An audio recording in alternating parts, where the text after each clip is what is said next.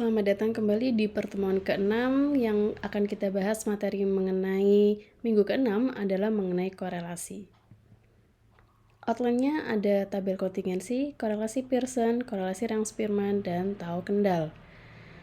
Kita review dulu. Korelasi adalah ukuran kekuatan dari hubungan yang linier antara variabel X dan Y yang dinotasikan dengan R.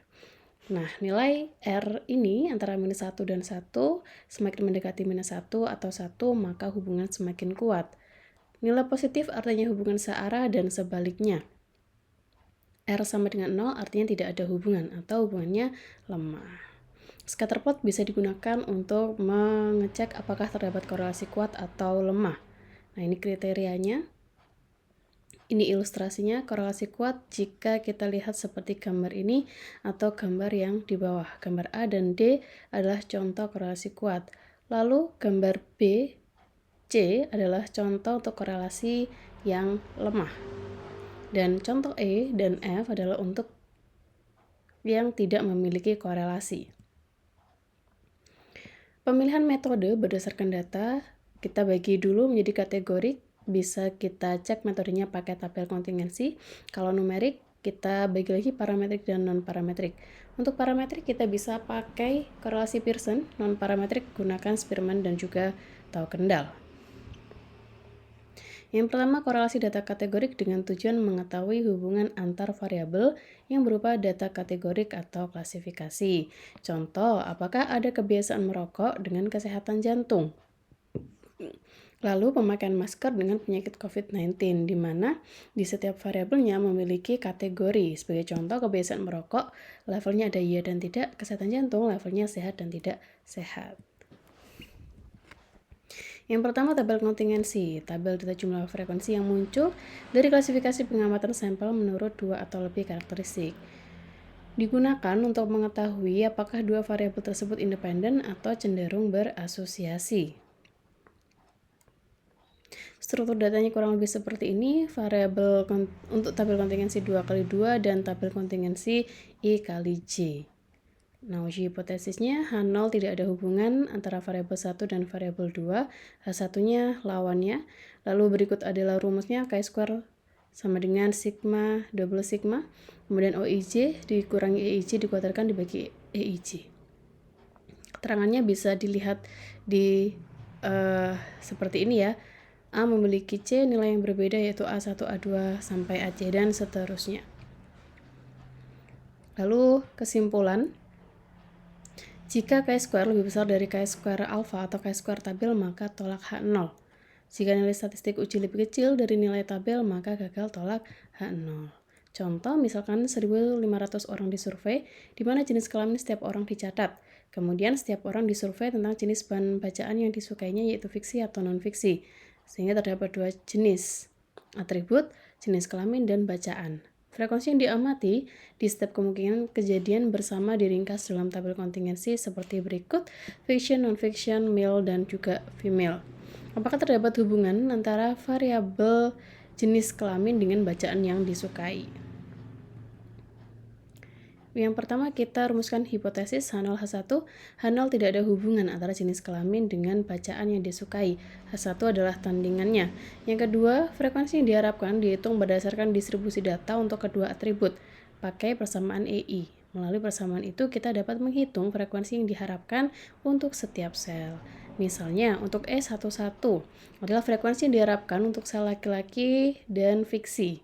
Nah, maka kita hitung count male kalikan count fiction dibagi n, yaitu 300 kali 450 dibagi 1500, yaitu 90. Nah, ini jadi 250. Ketemunya hasilnya adalah 90. 350 kali 450 dibagi 1500. Kita lakukan untuk ke tabel isi tabel keseluruhan. Kemudian yang langkah selanjutnya adalah kita menghitung statistik uji Chi² pakai rumus yang tadi, double summation OIJ minus EIJ dikuadratkan dibagi dengan EIJ. Lalu kalau sudah kita menentukan Chi² tabel didapatkan 3,841 beserta degrees of freedom ya, penentuannya seperti ini. Lalu karena Chi² kita 507 lebih besar dari 3,8, maka keputusannya adalah tolak H0 yang artinya ada hubungan antara jenis kelamin dengan bacaan yang disukai. Lalu kita mengarah ke numerik ya, yang akan kita bahas ada korelasi Pearson, kemudian nanti akan dilanjutkan hingga tahu kendal. Tujuannya adalah mengetahui hubungan antar variabel yang berupa data numerik dengan skala interval ataupun rasio. Contoh, apakah biaya marketing ada korelasi dengan jumlah penjualan rumah atau sebaliknya, lalu lama pengalaman bekerja berkorelasi dengan pendapatan per bulan atau sebaliknya. Kita bahas korelasi Pearson. Adalah salah satu ukuran korelasi yang digunakan untuk mengukur kekuatan dan arah hubungan linear dari dua variabel. Skala data, interval atau rasio, asumsinya data berdistribusi normal. Struktur datanya berikut, formula korelasi Pearsonnya R sama dengan SXY dibagi akar SXY kalikan akar SYY.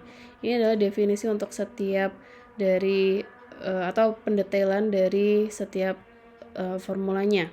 Lalu langkah selanjutnya adalah kita menghitung hipotesis H0 tidak ada hubungan antara X dan Y, H1 tandingannya. Lalu statistik ujinya pakai ini, T sama dengan R akar N-2 dibagi 1 minus R kuadrat.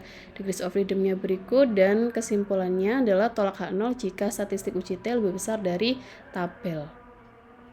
Contoh, terdapat variabel X dan Y beserta value-nya, hitung korelasi antara X dan Y dengan alfa 10%. Nah, yang pertama kita hitung korelasi X dan Y, kita tuliskan, lalu kita hitung nilai setiap value-nya sehingga memenuhi kriteria atau penghitungan rumus R.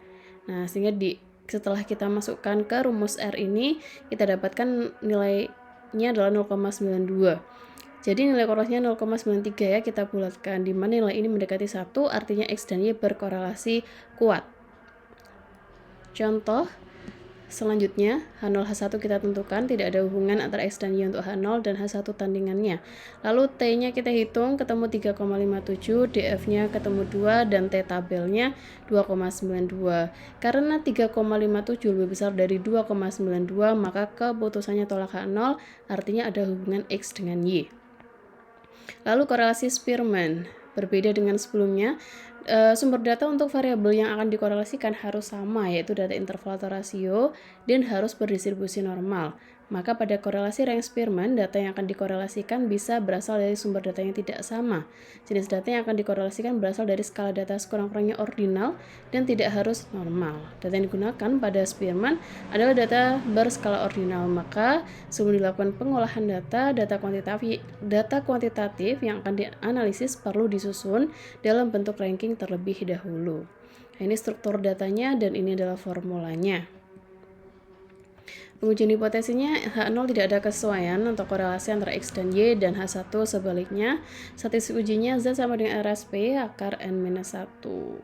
Tolak H0 jika Z lebih besar dari Z tabel. Contoh, kita punya data kedisiplinan sebagai variabel X dan Y sebagai kinerja, hitung korelasi antara keduanya dengan alfa 5%. Nah, kita hitung di sini, teman-teman hitung nilai X, Y, ranking, dan seterusnya sehingga dapat dimasukkan ke formula RSP di sini, rank dari korelasi dari Spearman. Nah, jika sudah kita dapatkan 0,803. Nah,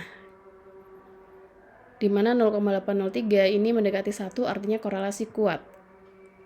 Apakah betul? Nah, kita cek pakai statistik uji dengan memasukkan nilai Z sama dengan RSP akar N-1.